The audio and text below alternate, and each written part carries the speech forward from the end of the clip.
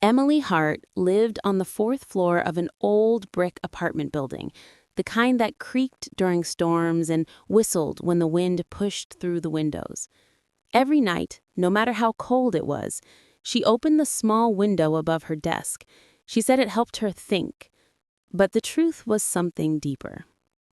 Across the courtyard, in the building opposite hers, lived Noah Reed, a quiet, thoughtful painter who rarely left his studio. His window was always open too.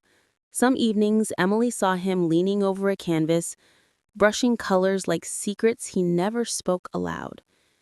For 2 years, they were neighbors, yet strangers, bound by nothing but two open windows and the accidental symphony of their lives. Part 1. The night everything shifted. One late autumn night, the power went out in the whole block.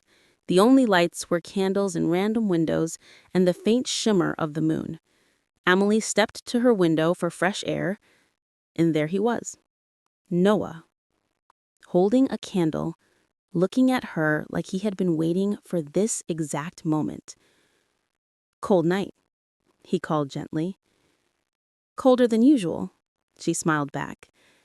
He hesitated, then said, "I usually paint when the lights go out. I like the silence." She laughed softly. "I usually overthink when the lights go out. Silence makes it worse." Noah lifted the candle slightly.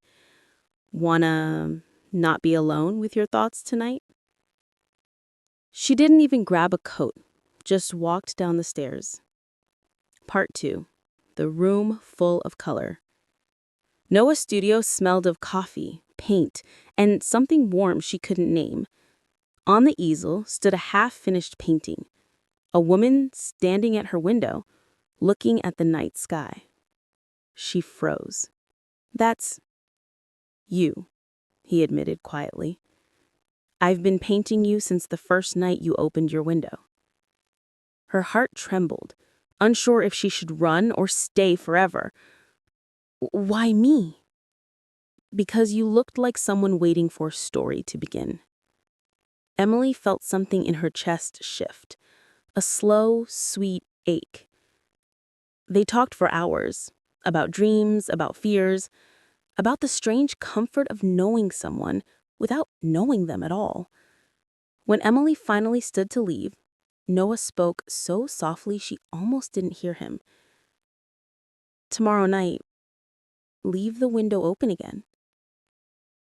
Part 3. The winter they almost lost each other. Winter brought heavy snow and a sudden silence.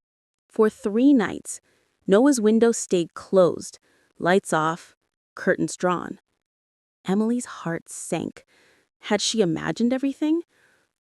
On the 4th night, she couldn't take it anymore. She ran across the courtyard, up the stairs, and knocked on his door. Noah opened it slowly, pale, tired, clutching a blanket. "Emily, what are you doing here?"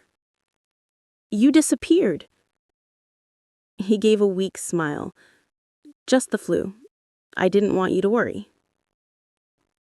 "I did," she whispered. Something soft passed between them, warmer than the candle from that first night.